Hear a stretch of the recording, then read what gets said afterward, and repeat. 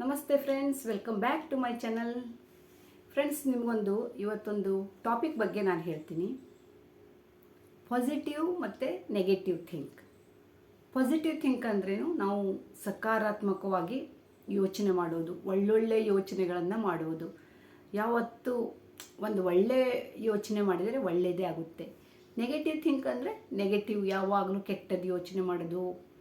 Negative ಬರೀ ಹೀಗೆ ನಕಾರಾತ್ಮಕ ಥಿಂಕ್. ನಾವು ಎಷ್ಟು ಒಂಥರ ಸಕಾರಾತ್ಮಕವಾಗಿ ಅಂದರೆ ಪಾಸಿಟಿವ್ ಆಗಿ ಯೋಚನೆ ಮಾಡ್ತೀವೋ ಅಷ್ಟು ನಮಗೆ ಒಂಥರ ಒಳ್ಳೆಯದಾಗುತ್ತೆ. ನಮ್ಮ ಯಾವುದೇ ಒಂದು ವಿಷಯದಲ್ಲಿ ತಗೊಳ್ಳಿ, ಅಂದರೆ ಈಗ ನಿಮ್ಮ ಹೆಲ್ತಿನ ಸಲುವಾಗಿ ತಗೊಳ್ಳಿ, ನೀವು ಎಷ್ಟು ಪಾಸಿಟಿವ್ ಆಗಿ ಯೋಚನೆ ಮಾಡ್ತೀರೋ ಅಷ್ಟು ನೀವು ಹೆಲ್ದಿಯಾಗಿರ್ತೀರಿ. ಇದು ಖಂಡಿತ ಹೌದು. ಯಾರಾದರೂ ಬಂತು ಪ್ರತಿದಿನ ನಾವು ಖುಷಿಯಾಗಿ ಬೆಳಗ್ಗೆ ಏಳುವಾಗಲೇ ಖುಷಿಯಾಗಿ ಹ್ಯಾಪಿಯಾಗಿ ಪಾಸಿಟಿವ್ ಯೋಚನೆಯಲ್ಲಿ ಎದ್ದರೆ ಇಡೀ ದಿನ ಒಂಥರ ನಮ್ಮ ಮೈಂಡು ಫ್ರೆಶ್ ಆಗಿರುತ್ತೆ. ನಾವು ಮತ್ತು ಇಡೀ ದಿನ ಒಂಥರ ಉಲ್ಲಾಸವಾಗಿರ್ತೀವಿ. ನೆಗೆಟಿವ್ ಯೋಚನೆ ಮಾಡಿಕೊಂಡು ಏನೋ ಒಂಥರ ಇದರಲ್ಲಿ ಬೇಜಾರಲ್ಲಿದ್ದರೆ ಅವತ್ತು ಇಡೀ ದಿನ ನೋಡಿ ಒಂಥರ ಮೂಡ್ ಸರಿ ಇರಲ್ಲ. ನೆಗೆಟಿವ್ ಆಗೇ ಯೋಚನೆ, ತಲೆಯಲ್ಲಿ ಯಾವಾಗಲೂ ನೆಗೆಟಿವ್ ಥಿಂಕೇ ಬರ್ತಾ ಇರುತ್ತೆ.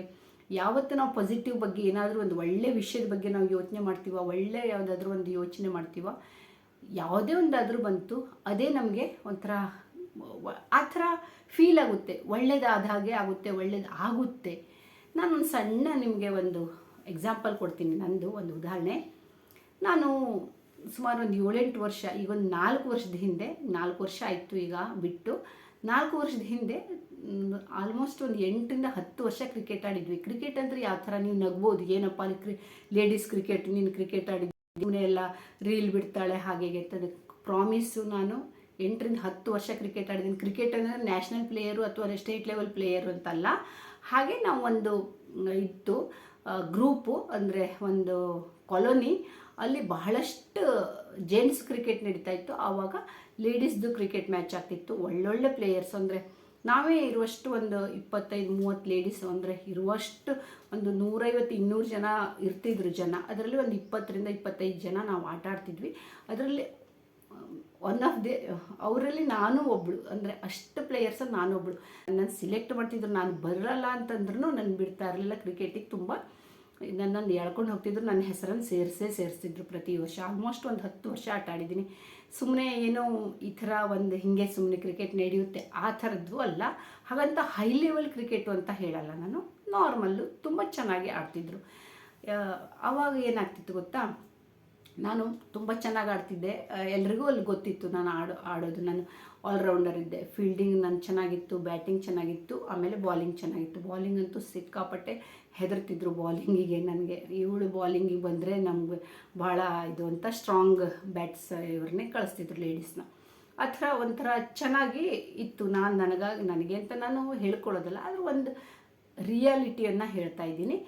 ಆಗ ಏನಾಗ್ತಿತ್ತು, ನನ್ನ ಬ್ಯಾಟಿಂಗ್ ಏನು ಬಂತಲ್ಲ, ಬ್ಯಾಟಿಂಗ್ ಬಂದಾಗ ನಾನು ಚೆನ್ನಾಗಿ ಆಟ ಆಡ್ತಾ ಇರ್ತೀನಿ. ಅಂದರೆ ಸುಮಾರು ಒಂದು 10-15 ರನ್ ತೆಗೆದಿರ್ತೀನಿ. ಒಂದು 2-3 ಓವರ್ ಆದಮೇಲೆ ಕಾಮೆಂಟ್ರಿಯಲ್ಲೂ ಚೆನ್ನಾಗಿ ಅವರು ಕಾಮೆಂಟ್ರಿ ಹೇಳ್ತಾರಲ್ವ, ಲಾಸ್ಟ್ ಇಯರ್ದು ತುಂಬ ಚೆನ್ನಾಗಿ ಆಡಿದರು ಇವರು, ಒಳ್ಳೆ ಪ್ಲೇಯರು, ತಗಡ ಪ್ಲೇಯರು, ಹಾಗೆ ಹೀಗೆ. ನಾನು ಆ್ಯಕ್ಚುಲಿ ಹಿಂದಿಯಲ್ಲಿ ಬಹುತ್ ಅಚ್ಚಾ ಕೇಳ್ತಿ ಹೇ, ಯೇ ಹೇ, ಓ ಹೇ, ಫಲಾನಾ ಡಿಮ್ಕಾನ, ಅಂದರೆ ಬ್ಯಾಟಿಂಗ್ ಇದೆ, ಆಲ್ರೌಂಡರ್ ಇದೆ, ಫೀಲ್ಡಿಂಗಲ್ಲೂ ತುಂಬ ನಾನು 2-3 ಸರಿ ಕ್ಯಾಚ್, ದೊಡ್ಡ ಕ್ಯಾಚ್ ಎಲ್ಲ ತೊಗೊಂಡಿದ್ದೆ ಬಾಲನ್ನು. ಅದಕ್ಕೆ ಸ್ವಲ್ಪ ನಂದು ಚೆನ್ನಾಗಿ ಪ್ಲೇಯರು ಅಂತ, ಒಳ್ಳೆ ಗುಡ್ ಪ್ಲೇಯರು, ಟಾಪ್ 5ನಲ್ಲಿ ನಾನು ಕೌಂಟ್ ಮಾಡ್ತಿದ್ರು. ಟಾಪ್ 10 ಅಲ್ಲ, ಟಾಪ್ 5ದಲ್ಲೇ ನಾನು ಕ್ರಿಕೆಟಲ್ಲಿ ಕೌಂಟ್ ಮಾಡ್ತಿದ್ರು. ಅಷ್ಟು ಚೆನ್ನಾಗಿ ನಾನು ಆಡ್ತಿದ್ದೆ. ಆವಾಗ ನನಗೆ ಕಾಮೆಂಟ್ರಲ್ಲಿ ತುಂಬ ಒಳ್ಳೆ ಪ್ಲೇಯರು, ಲಾಸ್ಟ್ ಇಯರ್ ತುಂಬ ಚೆನ್ನಾಗಿ ಹಂಗಾಡಿದ್ರು, ಹಿಂಗಾಡಿದ್ರು, ಇಷ್ಟು ವಿಕೆಟ್ಗೆ ಬೀಳಿಸಿದ್ರು, ಇಷ್ಟು ವಿಕೆಟ್ ತೊಗೊಂಡಿದ್ದಾರೆ ಇವರು, ಹಾಗೆ ಹೀಗೆ, ಅಥವಾ ಬ್ಯಾಟಿಂಗ್ನಲ್ಲಿ ಇಷ್ಟು ರನ್ ತೆಗೆದಿದ್ರು ಅಂತೆಲ್ಲ ಅವರೆಲ್ಲ ಹೇಳ್ತಾ ಇರುವಾಗ ನನಗೆ ಏನು ಅನಿಸುತ್ತೆ ಅಂತಂದರೆ, ಸಡನ್ನಾಗಿ ಇಷ್ಟೆಲ್ಲ ಕಾಮೆಂಟ್ರಿ ಮಾಡ್ತಾ ಇದ್ದಾರಲ್ಲ, ಇಷ್ಟು ಚೆನ್ನಾಗಿ ಕಾಮೆಂಟ್ರಿ ಮಾಡ್ತಾ ಇದ್ದಾರೆ ನನ್ನ ಮೇಲೆ, ಸರಿ ನಾನೀಗ ಚೆನ್ನಾಗಿ ಈಗ ನಂದು 4 ಹೋಗುತ್ತೆ ಅಂತ ನಾನು 1-2 ಸರಿ ಥಿಂಕ್ ಮಾಡಿದೆ. ರಿಯಲಿ ಹೇಳ್ತೀನಿ, 4 ಹೋಗಿದೆ ಆಯಿತಾ. ಅದು ಏನೋ ಗೊತ್ತಿಲ್ಲ, ನನ್ನ ಮೈಂಡ್ ಸೆಟ್ಟು ಅಥವಾ ಏನೋ ಆ ಟೈಮಿಗೆ ಒಂದು ಕೋಇನ್ಸಿಡೆಂಟ್ಸು ಗೊತ್ತಿಲ್ಲ. ಬಟ್ ಕೋಇನ್ಸಿಡೆಂಟ್ ಆದರೂ ಆಗ್ಬೋದು, ಅಥವಾ ನನ್ನ ಮೈಂಡ್ ಸೆಟ್ ಆದರೂ ಆಗಿರ್ಬೋದು. ಆವಾಗ ನಾನು 4 ಹೊಡಿತೀನಿ ಅಂತ 2 ಸರಿ ಯೋಚನೆ ಮಾಡಿದಾಗ 4 ಹೊಡೆದಿದ್ದೀನಿ. ವಿಕೆಟ್ ಈ ಓವರಲ್ಲಿ ಈ ವಿಕೆಟನ್ನು ಬೀಳಿಸ್ತೀನಿ ಅಂದ್ಕೊಂಡಿರ್ತೀನಿ. ಒಂದು 2-3 ಸರಿ ಆ ಥರ ಆದಾಗಲೂ ವಿಕೆಟ್ ಬಿದ್ದಿದೆ ನನ್ನಿಂದ. ಅಂದರೆ ನಾನು ಈ ಓವರಲ್ಲಿ ಈ ಒಂದು ವಿಕೆಟ್ ಹೋಗುತ್ತೆ ಅಂತ ಅಂದ್ಕೊಂಡಾಗ ಖಂಡಿತ ಆ ಓವರಲ್ಲಿ ವಿಕೆಟ್ ಹೋಗಿದೆ ಆಯಿತಾ. ನಾನು ಇದಕ್ಕೆ ಕೋಇನ್ಸಿಡೆನ್ಸ್ ಅಂತ ಹೇಳ ಅಥವಾ ನನ್ನ ಮೈಂಡ್ಸೆಟ್ ಅಂತ ಹೇಳ, ಏನು ಪಾಸಿಟಿವ್ ಥಿಂಕ್ ಮಾಡಿದ್ದಕ್ಕೆ ಅಂತ ಹೇಳ ನನಗೆ ಗೊತ್ತಿಲ್ಲ. ಎಲ್ಲಕ್ಕಿಂತ ಇನ್ನೊಂದು ಹೇಳ್ತೀನಿ, ಅದರಲ್ಲಿ ಏನಾಗುತ್ತೆ, ಹೀಗೆ ಕಾಮೆಂಟ್ರಿ ಎಲ್ಲ ತುಂಬ ಚೆನ್ನಾಗಿ, ತುಂಬ ಸೆಕೆ, ಫ್ಯಾನ್ ಹಾಕ್ಕೊಂಡ್ರೆ ಗಲಾಟೆ ಆಗುತ್ತೆ ಅಂತ ಫ್ಯಾನ್ ಹಾಕ್ಕೊಂಡಿಲ್ಲ ಫ್ರೆಂಡ್ಸ್, ತುಂಬಾ ಸೆಕೆ. ಆವಾಗ ಏನಾಗುತ್ತೆ ಅಂತಂದರೆ, ನಾನು ಬ್ಯಾಟಿಂಗ್ ಮಾಡ್ತಾ ಇರುವಾಗ ಹೀಗೆ ಚೆನ್ನಾಗಿ ಬ್ಯಾಟಿಂಗ್ ಮಾಡ್ತಾ ಇರ್ತೀನಿ, ಚೆನ್ನಾಗಿ ಆಡ್ತಾ ಇರ್ತೀನಿ, ರನ್ ತೆಗಿತಾ ಇರ್ತೀನಿ.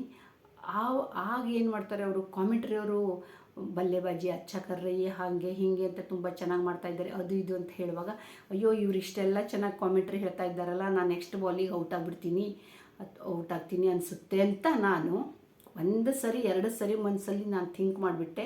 ನೆಕ್ಸ್ಟ್ ಬಾಲಿಗೆ ನಾನು ಔಟೇ ಆಗಿಬಿಟ್ಟೆ ಗೊತ್ತಾ. ಇದಂದರೆ ಇದು ನಮ್ಮ ಥಾಟ್, ನಮ್ಮ ಮೈಂಡ್ ಸೆಟ್.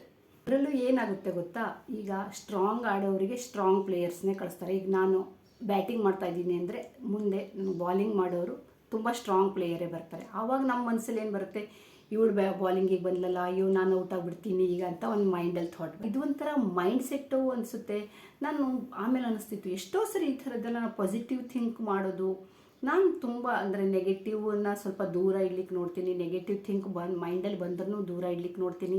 ಯಾರಾದರೂ ನನ್ನ ಸುತ್ತಮುತ್ತಲು ಇರೋರಿಗೂ ನಾನು ಏನಾದರೂ ನೆಗೆಟಿವ್ ಯಾರಾದರೂ ಯೋಚನೆ ಮಾಡಿದ್ರೆ ಅವರಿಗೆ ಹೇಳ್ತಾ ಇರ್ತೀನಿ, ನೆಗೆಟಿವ್ ಯೋಚನೆ ಮಾಡಬೇಡಿ, ಪಾಸಿಟಿವ್ ಯೋಚನೆ ಮಾಡಿರಿ, ಒಳ್ಳೇದಾಗುತ್ತೆ ಅಂತ ಯೋಚನೆ ಮಾಡಿ. ಬರೀ ಕೆಟ್ಟದ್ದು ಹಾಗಾಗುತ್ತೆ, ನಾಳೆ ಏನಾದರೂ ಆಗಿಬಿಡುತ್ತೆ, ಕೆಟ್ಟದಾಗುತ್ತೆ ಅಂತ ಇವತ್ತಿನ ದಿನ ಹಾಳು ಮಾಡ್ಕೋಬೇಡಿ. ಪಾಸಿಟಿವ್ ಆಗಿರಿ, ಪಾಸಿಟಿವ್ ಯೋಚನೆ ಮಾಡಿ.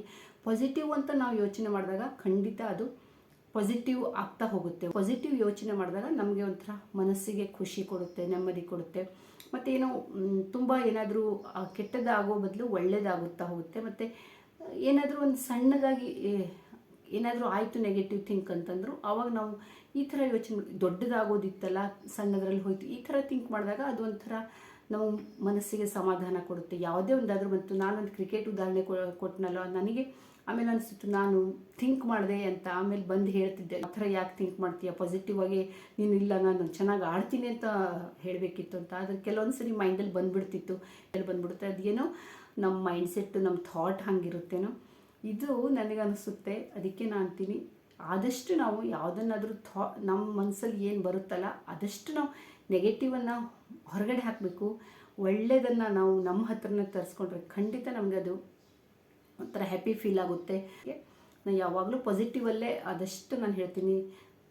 ಇಲ್ಲ ಹೋಗಲಿ ಬಿಡು ಆಯಿತು, ಅದು ಆಯಿತೋ ಇಲ್ಲೋ ಬಿಟ್ಟಾಕು, ಯಾವುದಾದ್ರೂ ಒಂದು ಕೆಟ್ಟದಾಯ್ತು ಬಿಟ್ಟಾಕು. ಆ ಥರ ಯಾಕೆ, ಒಂದು ನಾಣ್ಯಕ್ಕೆ 2 ಫೇಸ್ ಇದ್ದ ಹಾಗೆ. ಒಂದು ನಾಣ್ಯಕ್ಕೆ 2 ಫೇಸ್ ಅಂದರೆ ಇದು ಒಂದು ಇಲ್ಲಾಂದರೆ ಇನ್ನೊಂದು ಇದೆಯಲ್ಲ. ಇವತ್ತೊಂದು ಸ್ವಲ್ಪ ಏನೋ ಒಂದು ಆಯಿತು ಅಂದರೆ ಕೆಟ್ಟದ್ದು, ನಾಳೆ ಒಳ್ಳೇದಾಗಲ್ಲ ಅಂತ ಯಾರಿಗೆ ಗೊತ್ತು. ನಾಳೆ ಇನ್ನೂ ಒಳ್ಳೇದಾಗುತ್ತೆ ಅಂತ ಹಿಂಗೆ ಅಂದ್ಕೊಂಡು ಹೋದರೆ ನಾವು ನಾಳೆ ಬರುವ ದಿನ ತುಂಬ ಚೆನ್ನಾಗಿರುತ್ತೆ. ಇವತ್ತು ನಮ್ಗೆ ಒಳ್ಳೇದಾಗುತ್ತೆ ಅಂತ ನಾವು ಒಳ್ಳೇದಾಗುತ್ತೆ ಅಂತ ಪಾಸಿಟಿವ್ ಯೋಚನೆ ಮಾಡಿದ್ರೆ ಯಾವತ್ತೂ ಕೆಟ್ಟದಾಗೋದನ್ನು ತಡೆಯೋಕ್ಕಾಗಲ್ಲ. ಯಾವುದೇ ಒಂದು ಆಗೋದಿದ್ರೂ ದೇವರ ಒಂದು ವಿಚಾರ ಇಲ್ಲದೆ, ದೇವರದ್ದು ಒಂದು ಯಾವುದೋ ಒಂದು ಸಿಗ್ನಲ್ ಇರದೆ ಯಾವುದೂ ಆಗಲ್ಲ, ಮೇಲಿನೊಂದೇ ಒಂದು. ಆದರೆ ನಾವು ಆದಷ್ಟು ಒಂದು ಯೋಚನೆ ಮಾಡಿಕೊಂಡು ಒಳ್ಳೆಯದನ್ನು ಯೋಚನೆ ಮಾಡಿದ್ರೆ ಒಳ್ಳೆಯದಾಗುತ್ತೆ ಅಂತ. ಇದಾಗಿತ್ತು ನನಗೆ ಅನಿಸಿದ್ದನ್ನು ನಾನು ಹೇಳಿದೆ. ಇನ್ನು ವಿಡಿಯೋನ ನಿಮ್ಗೆ ಇಷ್ಟ ಆಗಿದೆ ಅಂದ್ಕೊಂಡಿದ್ದೀನಿ. ನಾನು ಹವ್ಯಕ ವಿಡಿಯೋನ ನಾಳೆ ಅಥವಾ ನಾಡ್ದು ತರ್ತೀನಿ. ಥ್ಯಾಂಕ್ ಯು ಫ್ರೆಂಡ್ಸ್, ಮತ್ತೆ ಸಿಗೋಣ. So bye thank you.